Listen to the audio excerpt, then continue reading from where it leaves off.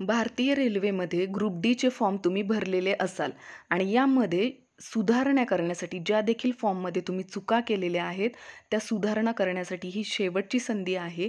कारण की जर फॉर्ममध्ये सुधारणा केल्या नाहीत किंवा फॉर्म जर चुकीचा सबमिट झाला, तर तो रिजेक्ट होऊ शकतो आणि तुम्हाला एक्झामसाठी ई-कॉल लेटरच मिळणार नाही. त्याच्यामुळे फॉर्ममध्ये ज्या देखील सुधारणा करायच्या आहेत, त्यासाठी ही शेवटची संधी आहे आणि यामध्ये महत्त्वाचं असणार आहे ते म्हणजे मॉडिफिकेशन विंडो ओपन झाल्यानंतर फॉर्म आपला चुकला आहे की नाही ते पाहणं आणि ते पाहिल्यानंतर जेव्हा तुम्ही लॉग इन करून ते पाहाल, तेव्हा तुम्हाला तिथे जर तुम्हाला फॉर्ममध्ये काही चुका दिसतील तर त्या करेक्शन करणं.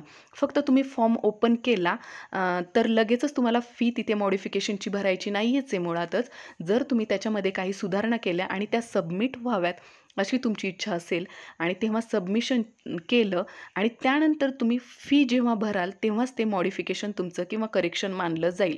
फी भरेपर्यंत तुमच्या त्याच्यामध्ये काहीही करेक्शन होणार नाही आणि ही करेक्शनची जी मॉडिफिकेशन विंडो ओपन असणार आहे ती म्हणजे 4 तारखेपासून 4 मार्चपासून ते 13 मार्चपर्यंत 10 दिवसांची वेळ दिलेली आहे आणि याच्यामध्ये तुम्ही फॉर्ममध्ये सुधारणा करू शकता आणि याच्यात कोणकोणत्या गोष्टींमध्ये तुम्ही सुधारणा करणार आहात, काय खबरदारी घ्यायची आहे या शेवटच्या संधीमध्ये, जेणेकरून तुमचा फॉर्म रिजेक्ट होऊ नये यासाठी आजचा हा व्हिडिओ स्पेशल त्यासाठी आहे. तर हा व्हिडिओ स्किप न करता शेवटपर्यंत पहा आणि अशाच महत्त्वपूर्ण माहितीसाठी टेक्निशियन शुभांगी चॅनलला सबस्क्राईब करा.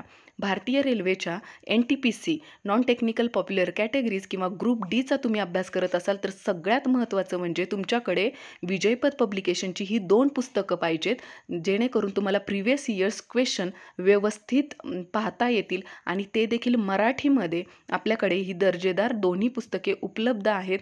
ऑफलाईन, ऑनलाईन दोन्ही प्लॅटफॉर्मवरती ही पुस्तके तुम्हाला उपलब्ध असणार आहेत. ग्रुप डीचे जे प्रश्नपत्रिकांचा 120 प्रश्नपत्रिकांचा संच आहे, याच्यामध्ये गणित बुद्धिमत्ता अगदी स्पष्टीकरणात सहित तुम्हाला इथे विजयपथ पब्लिकेशन यांच्या या दोन्ही पुस्तकांमध्ये पाहायला मिळणार आहे. आता मॉडिफिकेशनमध्ये ॲप्लिकेशनमध्ये काय काय तुम्ही मॉडिफिकेशन करू शकता. क्रिएट ॲन अकाउंटमध्ये जी माहिती दिलेली होती ती मॉडिफिकेशन करू शकत नाही आणि मॉडिफिकेशनला फी देखील लागणार आहे. म्हणजे फॉर्म भरताना जी तुम्ही फी दिलेली आहे ती तर आहेच, ती तुम्हाला रिफंड मिळणार आहे. परंतु मॉडिफिकेशनसाठी जी फी भरणार आहात तुम्ही ₹250 फी असणार आहे आणि ती मात्र नॉन रिफंडेबल आहे. मग इथे तुम्ही कास्ट कॅटेगरीमध्ये जरी येत असाल कोणत्याही, तरी देखील इथे तुम्हाला ₹250 म्हणजे याच्यामध्ये कन्सेशन नाही आहे. इथे ₹250 सगळ्या कॅन्डिडेटसाठी सेम असणार आहे. परंतु यामध्ये एक खबरदारी आहे, जी देखील ज्यांनी फॉर्म भरताना SC किंवा ST कॅन्डिडेट म्हणजे फॉर्म भरताना कास्ट कॅटेगरी ही चॉईस केलेली आहे आणि त्यांच्यासाठी मात्र तिथे फी कन्सेशन मिळालेलं होतं. परंतु आता मॉडिफिकेशन करताना असे कॅन्डिडेट आहेत जे SC ST चॉईस केलेलं होतं, परंतु मॉडिफिकेशनमध्ये ते OBC किंवा अनरिझर्व्ड कॅटेगरीमध्ये चॉईस करणार आहेत. त्यांनी मात्र तिथे त्यांना जी देखील OBC किंवा अनरिझर्व्ड कॅटेगरीसाठी जी फी आहे फॉर्म भरतानाची ती तर भरावीच लागणार आहे आणि मॉडिफिकेशनची जी ₹250 फी आहे ती देखील भरावी लागणार आहे. पूर्णपणे व्यवस्थित इथे नोटिफिकेशनमध्ये ही माहिती दिलेली आहे. त्यानंतर कोणकोणत्या गोष्टींमध्ये आपण इथे मॉडिफिकेशन करू शकतो हे डिटेल्स पाहूया. तर जे देखील क्रिएट ॲन अकाउंट करताना स्वतःचे नाव लिहिलेलं होतं, वडिलांचे नाव होतं किंवा आईचं नाव आहे, आडनाव आहे, या गोष्टी आहेत. तर याच्यामध्ये तुम्ही काही एक करेक्शन करू शकत नाही. म्हणजे अकाउंट क्रिएट करताना जी देखील स्वतःची माहिती दिलेली होती त्याच्यामध्ये काही देखील मॉडिफिकेशन तुम्ही करू शकत नाही. आणि यामध्ये महत्त्वाचा तुमचा प्रश्न असतो की आमच्या स्पेलिंग मिस्टेक झालेल्या आहेत नावामध्ये किंवा आम्ही सुरुवातीला आडनाव पहिल्यांदा लिहिलेलं आहे 10th सर्टिफिकेटवर पाहून आणि त्यानंतर आमचं आधार कार्डवरती जे देखील नाव आहे त्याच्यावर आमचं स्वतःचं नाव अगोदर आहे, नंतर आडनाव आहे. अशा ज्या काही तुमचे प्रश्न आहेत नावांबद्दलचे, याच्यामध्ये एकच आपल्यासाठी उपाय आहे, तो म्हणजे जे देखील ॲफिडेविट आहे ते करून घेणं. तर हे ॲफिडेविट कधी उपयोगी पडणार आहे? डॉक्युमेंट व्हेरिफिकेशनच्या वेळी तुम्हाला हे लागणार आहे. कारण की डॉक्युमेंट व्हेरिफिकेशनच्या वेळी जर नावांमध्ये तफावत तुम्हाला आढळली तर तिथे प्रॉब्लेम येऊ शकतात आणि डिस्क्वालिफाय न होण्यासाठी इथे तुम्हाला ॲफिडेविट करून ठेवणं गरजेचं आहे. त्यानंतर अकाउंट क्रिएट करताना एकतर व्हॅलिड तुमचा मोबाईल नंबर जो चालू आहे, ईमेल आय डी तेच देणं गरजेचं होतं. वेळच्या वेळी मी व्हिडिओजमध्ये सांगितलेलं होतं. परंतु याच्यामध्ये आता काहीच आपण सुधारणा करू शकत नाही. जो देखील तुमचा मोबाईल नंबर आहे, ईमेल आय डी आहे, त्याच्यामध्ये काही एक करेक्शन करता येणार नाहीत. जी देखील फॉर्म भरताना तुम्ही जन्मतारीख दिलेली होती त्यामध्ये देखील काही एक सुधारणा करता येणार नाही. त्यानंतर RRB जी देखील तुम्ही RRB चॉईस केलेली आहे, म्हणजे कोणतं झोन निवडलेलं आहे, तर याच्यामध्ये देखील काही एक सुधारणा करता येणार नाहीत. किंवा तुम्हाला जर RRB इथे चेंज करायची असेल, म्हणजे RRB मुंबई चॉईस केलेला आहे, वेस्टर्न रेल्वेला तुम्हाला फॉर्म भरायचा आहे तर इथे तुम्हाला चेंज करता येणार नाही. त्यानंतर हे झालं न चेंज करता येणारे सब्जेक्ट. त्यानंतर तुम्ही चेंज कोणते करू शकता, तर यामध्ये आहे ॲड्रेस. जो देखील फॉर्म भरताना तुम्ही ॲड्रेस दिलेला आहे, याच्यामध्ये महत्त्वाचं असणारं आहे ते म्हणजे पिनकोड. जो देखील पिनकोड दिलेला आहे, तर यामध्ये तुम्हाला सुधारणा करता येणार आहेत, कारण की पिनकोड व्यवस्थितच असणं, बरोबर असणं गरजेचं आहे. त्याच्यामुळे इथे तुम्ही सुधारणा करू शकता. पिनकोड असेल, सिटी नेम असेल किंवा स्टेट नेम असेल, ही महत्त्वाची 3 गोष्टी आहेत. तर त्या ॲड्रेसमध्ये व्यवस्थित बरोबर असणं गरजेचं आहे. आणि तुम्हाला फॉर्म तुमचा चुकला आहे का हे पाहता येतं जेव्हा तुम्ही जे देखील तुमचं अकाउंट आहे ते तुम्ही लॉग इन करता आणि त्यानंतर फॉर्म तुम्ही पाहता ओपन करून, तेव्हा तुम्हाला तिथे दिसेल तुमचे फॉर्म कशा पद्धतीने दिसत आहे. तिथे तुमची सही व्यवस्थित दिसत आहे का, फोटो दिसत आहे का, किंवा तुम्ही जे देखील एज्युकेशन तिथे ॲड केलेलं आहे ते व्यवस्थित दिसत आहे का, सगळी माहिती तुम्ही पाहू शकता. जर नसेल दिसत तर तिथे करेक्शन करू शकता. आणि त्यानंतर तुम्ही जेव्हा फी सबमिट कराल ₹250, तेव्हाच तुमचा फॉर्म जे देखील करेक्शन केलेलं आहे ते ॲक्सेप्ट केलं जाईल. जर तुम्ही फी सबमिट केली नाही तर तिथे तुमचं काही एक करेक्शन मानण्यात येत नाही आणि काही करेक्शन होत नाही. त्यामुळे ही खबरदारी देखील घेणं गरजेचं आहे. त्यानंतर सही जी देखील सिग्नेचर आहे ती तुमची रनिंग लेटर्समध्येच असायला पाहिजे. फॉर्म भरताना देखील मी सांगितलेलं होतं, परंतु तरी देखील ते व्हिडिओ पाहिले नसतील तर आता देखील तुम्ही ह्या चुका तुमच्या सुधारू शकता. मग तुमची मराठीमध्ये देखील सही असेल तरी चालणार आहे, फक्त तुमचे ब्लॉक्समध्ये नसायला पाहिजे सही. म्हणजे एकतर तुम्ही अल्फाबेट नसायला पाहिजेत किंवा असे देवनागरीमध्ये असेल तरी चालणार आहे, फक्त ब्लॉक्समध्ये नसायला पाहिजे. तुमची रनिंग लेटर्समध्ये सही असायला पाहिजे, ती ब्लर दिसायला नाही पाहिजे. मग तुम्ही काळ्या पेननी सही करा किंवा निळ्या पेननी सही करा, चालणार आहे. परंतु सहीसाठी जे डायमेन्शन दिलेलं आहे त्याच डायमेन्शनमध्ये, त्याच फॉर्मॅटमध्ये ती सही अपलोड करणं गरजेचं आहे. आय एम रिसायझर म्हणून जे ॲप्लिकेशन आहे त्याच्यामध्ये तुम्ही ते सही तुमची किंवा फोटो आहे किंवा डॉक्युमेंट आहे ते रिसाईज करून तुम्ही अपलोड करून घेऊ शकता. जे देखील फॉर्मॅटमध्ये जी साईज दिलेली आहे अगदी त्या साईजमध्ये तुम्ही रिसाईज करून अपलोड करून घेऊ शकता. याच्याकडे दुर्लक्ष करू नका. सही व्यवस्थितच असायला पाहिजे, नाहीतर फॉर्म रिजेक्ट होऊ शकतो जर सही तुमची ब्लर दिसली तर. त्यानंतर फोटो जो देखील आयडेंटिटी साईज फोटो होता, तर त्याच्यामध्ये फॉर्म भरताना देखील या गोष्टी सांगितलेल्या होत्या की गॉगल, सनग्लासेस, कॅप, हेल्मेट किंवा सेल्फी मोड किंवा ग्रुपमध्ये फोटो किंवा मोबाईलमध्ये फोटो काढलेला खूप जुना फोटो, ब्लर, बॅकग्राऊंड व्हाईट नसलेला, अशा पद्धतीने जर फोटो असेल तर तो फॉर्म तुमचा रिजेक्टच होणार.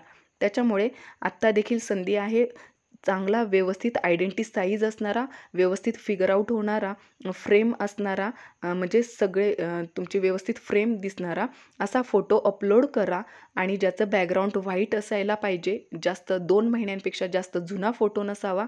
अशा पद्धतीने तुम्ही नियम पाळून तो फोटो अपलोड करून घेऊ शकता. जर फोटो ब्लर दिसत असेल तर मात्र याकडे दुर्लक्ष करू नका, फॉर्म रिजेक्ट होऊ शकतो. त्याच्यामुळे फोटो व्यवस्थित दुसरा अपलोड करून घेऊ शकता. त्यानंतर डॉक्युमेंट जे देखील फॉर्म भरताना डॉक्युमेंट गरजेचे आहेत आणि याच्यामध्ये तुम्ही म्हणजे जर तुम्हाला SC किंवा ST कॅटेगरीमध्ये तुम्ही येत असाल आणि तुम्हाला एक्झामला जाताना फ्री ट्रॅव्हलचं म्हणजे सोय पाहिजे आहे, म्हणजे फ्री ट्रॅव्हल पास पाहिजे आहे, ती अथॉरिटी पाहिजे आहे, तर मात्र तुम्हाला तिथे देखील इथे करेक्शन करून घेऊ शकता आणि तिथे तुम्ही टिकमार्क करू शकता, येस SC ST कॅन्डिडेट आहोत आणि आम्हाला इथे फ्री ट्रॅव्हल पास पाहिजे, तर तिथे येस करू शकता आणि तिथे तुमचं कास्ट सर्टिफिकेट अपलोड करून घेऊ शकता. म्हणजे ती सुविधा देखील तुम्हाला मिळू शकते. यानंतर काही कॅन्डिडेट म्हणजे रेल्वेने एक लेटरच काढलेलं होतं की खरं तर हे बिहारसाठी आहे आणि याच्यामध्ये त्यांनी लिहिलेलं होतं की ते कॅन्डिडेट काही आहेत की SC ST कम्युनिटीमध्ये येतात, परंतु त्यांनी स्टेटमध्ये येतात आणि त्यांनी सेंट्रलचा फॉर्म भरत असताना SC ST कॅन्डिडेट म्हणूनच इथे फॉर्म भरलेला होता, परंतु ते सेंट्रलमध्ये OBCमध्ये येतात, तर हे चालणार नाही. त्यांना तिथे OBCचंच कास्ट सर्टिफिकेट लागणार आहे, सेंट्रलचं. त्यामुळे इथे त्यांना रिजेक्ट केलं जाऊ शकतं. मग अशा पद्धतीने तुम्ही इथे डॉक्युमेंटच्या याच्यात खबरदारी घेणं गरजेचं आहे. जर तुम्ही स्टेट गव्हर्नमेंटमध्ये SC किंवा ST कॅन्डिडेटमध्ये येता आणि सेंट्रलमध्ये देखील SC आणि ST कॅन्डिडेटमध्येच येता, इथे खात्री करून घेणं गरजेचं आहे आपली कास्ट कोणत्या कॅटेगरीमध्ये येते, म्हणजे सेंट्रलमध्ये कोणत्या याच्यात येते आणि स्टेटमध्ये कोणत्या याच्यात येते, याची खात्री करून घ्या.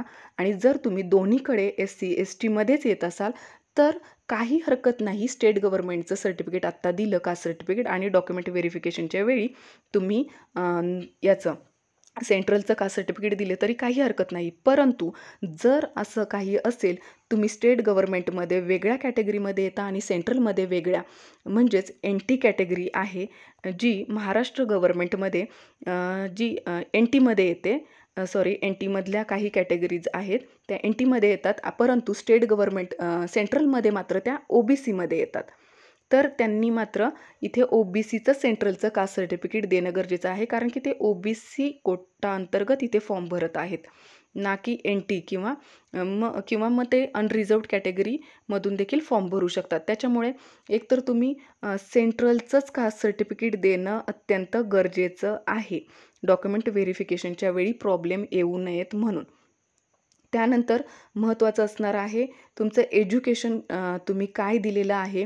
टेन्थ एकतर तुम्ही ITI बेसवर नाही दिलं तरी चालेल, कारण की ITI बेसवर जास्त पोस्ट तिथे दाखवण्यात येत नाही आहेत. त्याच्यामुळे खरं तर हा 10वी पासवरच फक्त फॉर्म आहे, तर 10वीचंच फक्त तुम्ही एज्युकेशन तिथे देऊ शकता आणि त्याच्यामध्ये 10वी बोर्ड सर्टिफिकेटचं जे तुम्हाला तिथे डिटेल्स मागितलेले आहेत, सिरियल नंबर असू द्या किंवा तुमचा रोल नंबर असू द्या, ते व्यवस्थित तिथे फिल करा.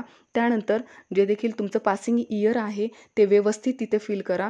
चुकीची माहिती भरू नका, जेणेकरून डॉक्युमेंट व्हेरिफिकेशनला तुम्हाला डिस्क्वालिफाय करतील. त्यानंतर असणार आहे महत्त्वाचं म्हणजे पोस्ट प्रेफरन्स. आता यामध्ये पोस्ट प्रेफरन्सला ज्या कॅन्डिडेट्सनी माझ्या अगोदरचे व्हिडिओ पाहिलेले नाही आहेत, तर त्यांनी महत्त्वाचं इथे लक्षात द्या की 14 पोस्ट आहेत, तर 14 पोस्टला तुम्ही पोस्ट इथे प्रेफरन्स देणार आहात. मुळीच असं करू नका की 1 पोस्ट लिहिली आहे, 2 पोस्ट लिहिल्यात आणि फॉर्म सबमिट केला आहे. 14च्या 14 पोस्टला तुम्ही पोस्ट प्रेफरन्स देणं गरजेचं आहे. यामध्ये महत्त्वाचं असणार आहे, ज्या देखील मेडिकल कॅटेगरीमध्ये तुम्ही येता, मेडिकल स्टँडर्ड तुमचं काय आहे हे पहा, त्याच्यावर देखील डिटेल व्हिडिओ आहे तो पहा आणि त्यानुसार तुम्ही इथे पोस्ट प्रेफरन्समध्ये देऊ शकता.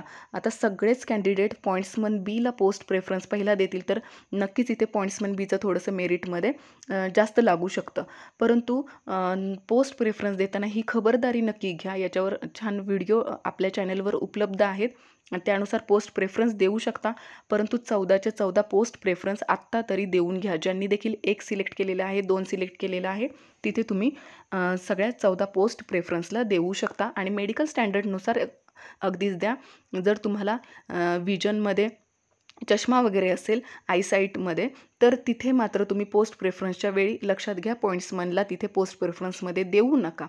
अशी खबरदारी तुम्ही घेणं गरजेचं आहे. मेडिकल स्टँडर्डनुसार इथे पोस्ट प्रेफरन्स तुम्ही देणं गरजेचं आहे. त्यानंतर जे देखील CCA कॅन्डिडेट आहेत, ज्यांनी अप्रेंटिस केलेली आहे रेल्वे डिपार्टमेंटमध्ये, त्यांनी देखील त्यांचे मार्क्स जे आहेत, त्यांचं मेरिट जे आहे ते व्यवस्थित मार्क्स इथे फिल करा. काही एक त्याच्यामध्ये चुका करू नका, कारण की त्या बेसिसवरच त्यांचे इथे ते मार्क्स आणि तुमचे ग्रुप डीच्या एक्झामचे मार्क्स याच्यावरच तुमचं इथे सिलेक्शन होतं. त्याच्यामुळे ते मार्क्स लिहिताना तुम्ही इथे काही एक चुका करू नका.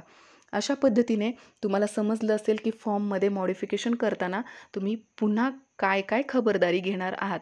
तर आणखी काही तुमच्या जर समस्या असतील तर कमेंटमध्ये नक्की कळवा आणि अशाच महत्त्वपूर्ण माहितीसाठी टेक्निशियन शुभांगी चॅनलशी कनेक्ट राहा. धन्यवाद.